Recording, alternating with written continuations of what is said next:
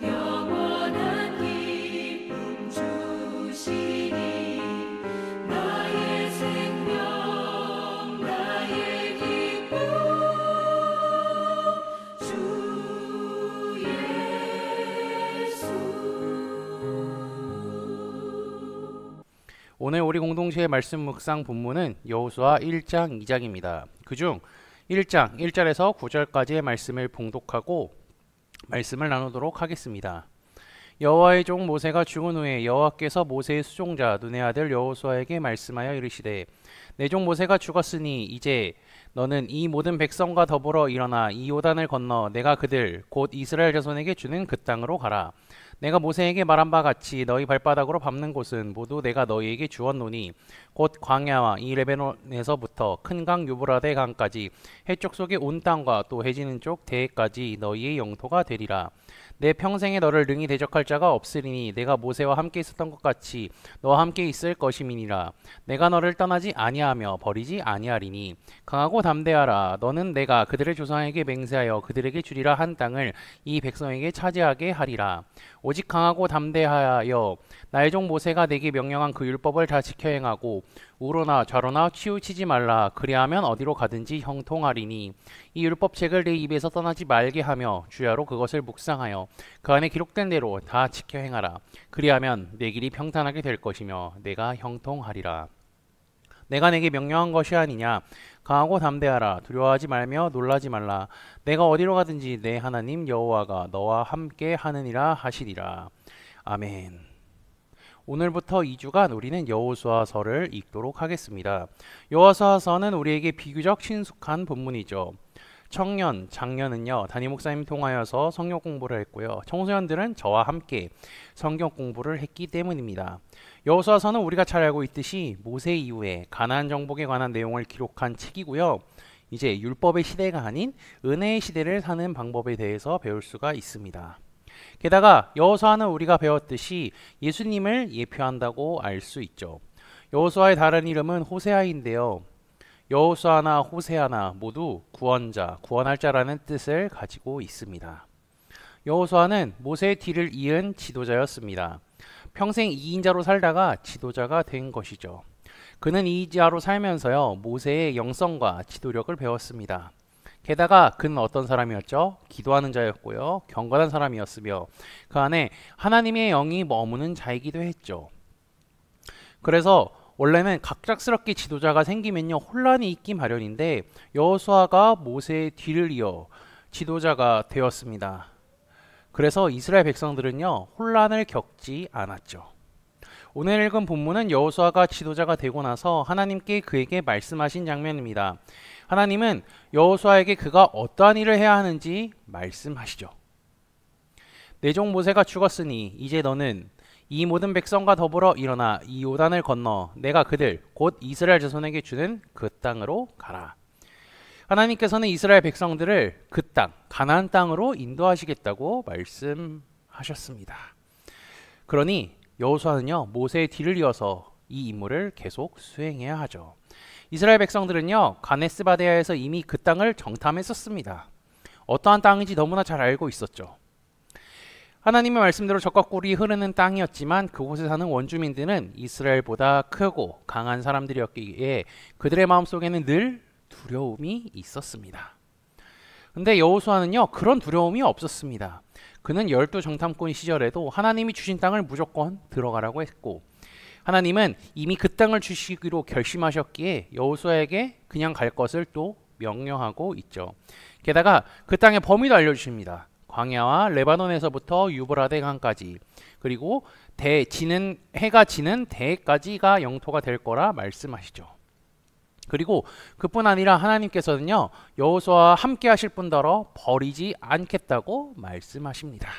그리고 아브라함, 이삭, 야곱 그들의 조상들에 했었던 약속을 그대로 이루어 주겠다고 말씀하시죠.